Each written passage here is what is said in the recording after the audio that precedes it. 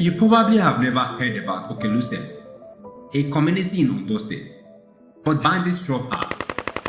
Okeluse residents are primarily farmers of cocoa, plantain, and cassava, but they are not famous for that. Instead, they are famous for being prey to bandits.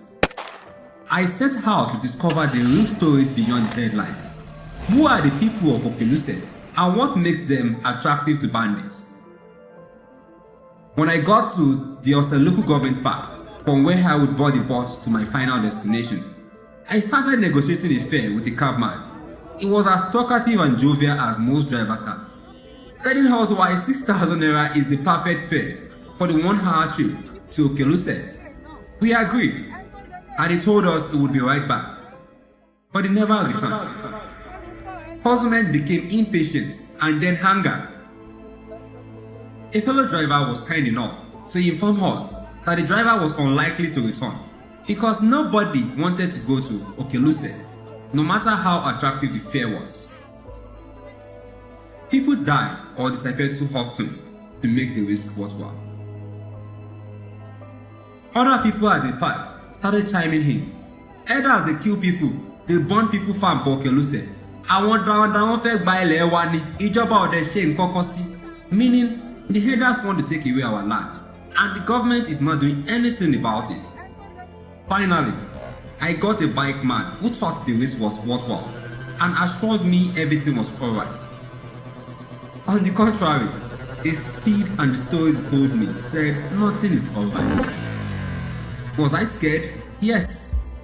But I'm also an investigative journalist, and my curiosity outweighed my fears.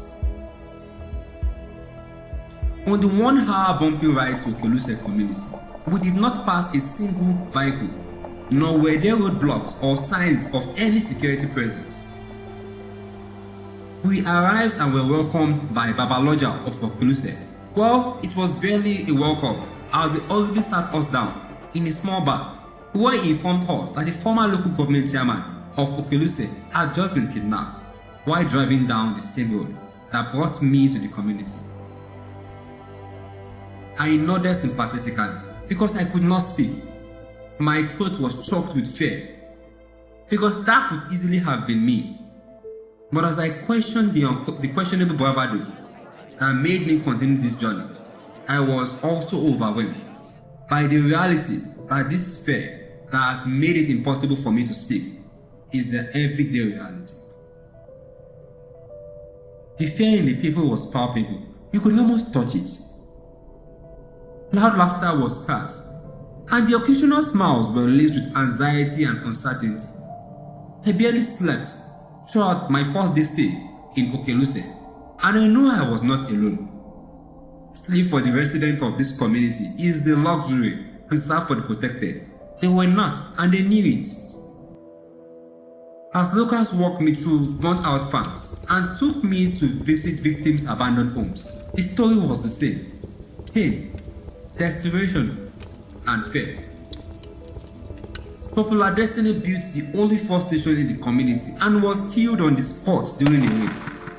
His widow, Comfort Olupokola, is left with 3 kids and no breadwinner.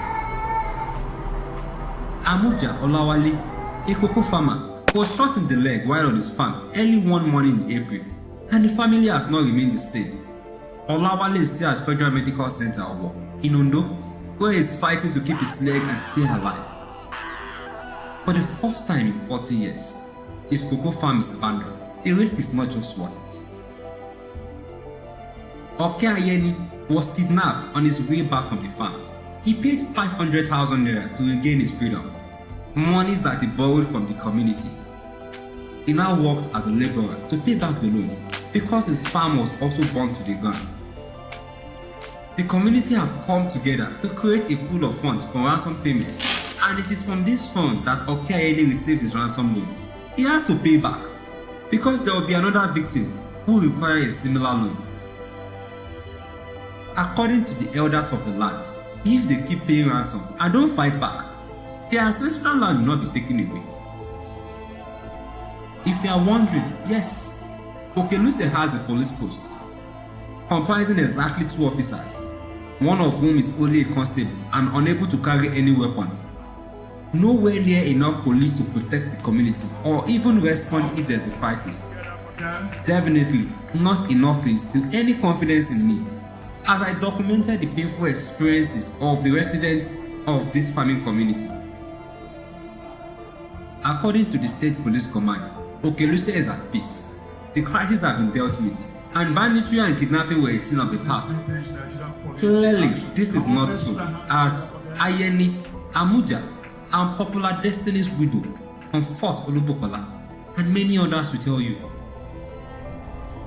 6 p.m. is nightfall in the community, even if the sun is still high up in the sky. By 8 p.m., everywhere is deadly quiet. I survived my visit to the community, despite many warnings in gravestones of danger behind every corner. But I am still haunted by the devastation and anxiety I felt and lived for 4 days.